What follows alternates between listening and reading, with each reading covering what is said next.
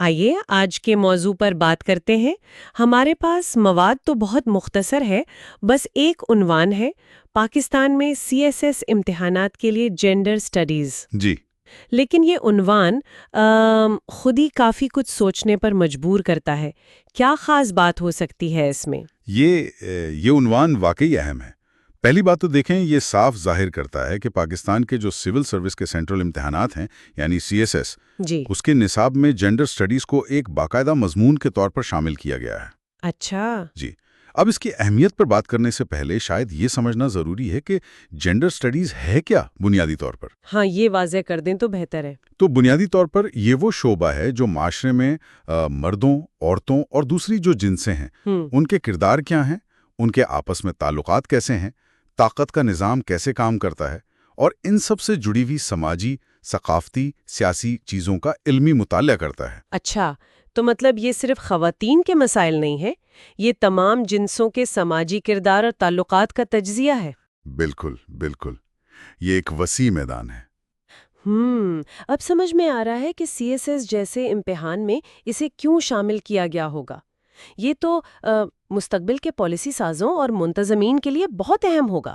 جی ہاں بالکل، اس کی شمولیت اصل میں اسی بات کی عکاسی ہے کہ انتظامیہ اور پالیسی سازی میں صنفی حساسیت، جینڈر سینسٹیوٹی جسے کہتے ہیں، اس کو تسلیم کیا جا رہا ہے۔ ایک اہم تصور جو یہاں ممکنہ طور پر پڑھایا جاتا ہوگا وہ جینڈر مین سٹریمنگ ہے۔ جینڈر مین سٹریمنگ وہ کیا ہے؟ اس کا مطلب یہ ہے کہ جب بھی کوئی پالیسی یا کوئی منصوبہ بنایا جائے تو یہ دیکھا جائے کہ اس کے ممکنہ اثرات مردوں پر کیا ہوں گے اور عورتوں پر کیا ہوں گے اور دیگر صنفی گروہوں پر کیا ہوں گے، الگ الگ جائزہ لیا جائے۔ اچھا، مثال کے طور پر فرض کریں کوئی نیا ٹرانسپورٹ کا منصوبہ بن رہا ہے، تو یہ دیکھنا کہ کیا یہ خواتین کے لیے بھی اتنا ہی محفوظ اور قابل رسائی ہے، یا صحت کی کوئی پالیسی بن رہی ہے تو کیا اس میں مختلف جنسوں کی جو مخصوص ضروریات ہیں ان کا خیال رکھا گیا ہے یا نہیں۔ یہ تو بہت عملی بات ہے، یعنی یہ صرف کوئی تھیوری نہیں ہے، اس کا اطلاق تو سیدھا پالیسی بنانے اور عوامی خدمات دینے پر ہوتا ہے۔ جی بالکل۔ کیا اس میں وہ چیزیں بھی شامل ہیں جیسے معاشرتی ڈھانچے، جیسے پدرشاہی نظام یا صنفی کردار جن کی بات ہوتی ہے؟ یقیناً ان تصورات کو سمجھنا تو بہت کلیدی حیثیت رکھتا ہے۔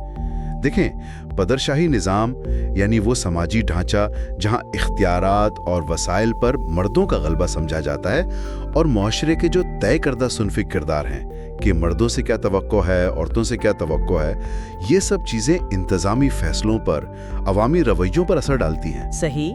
تو ایک سول سرونٹ کے لیے یہ سمجھنا بہت ضروری ہے کہ یہ ڈھانچے کیسے وسائل تک رسائی میں، تعلیم میں، صحت میں، روزگار کے مواقع میں کیسے فرق پیدا کر سکتے ہیں، عدم مساوات لا سکتے ہیں۔ اچھا، اس سمجھ کے بغیر ایک مؤثر اور منصفانہ پالیسی بنانا وہ مشکل ہو جاتا ہے۔ تو گویا اس مضمون کا مقصد صرف معلومات دینا نہیں، بلکہ مستقبل کے افسران کو وہ تجزیاتی اوزار دینا ہے جن سے وہ سماجی حقیقتوں کو بہتر سمجھ سکیں اور زیادہ مؤثر طریقے سے عوام کی خدمت کر سکیں۔ یہ تو واقعی انتظامی صلاحیتوں کو بہتر بنانے میں مددگار ہو سکتا ہے۔ آپ نے بالکل ٹھیک سمجھا۔ اس مختصر سے عنوان سے جو سب سے اہم نقطہ نکلتا ہے وہ یہی ہے کہ پاکستان میں اعلیٰ انتظامی عہدوں کے لیے جینڈر سٹڈیز کو ایک سنجیدہ اور متعلقہ علمی شعبے کے طور پر مانا گیا ہے، اور یہ چیز انتظامی اور پالیسی سازی کے دائرے میں صنفی مساوات اور حساسیت کی جو بڑھتی ہوئی اہمیت ہے، عالمی سطح پر بھی اور مقامی طور پر بھی، اس کو اجاگر کرتی ہے۔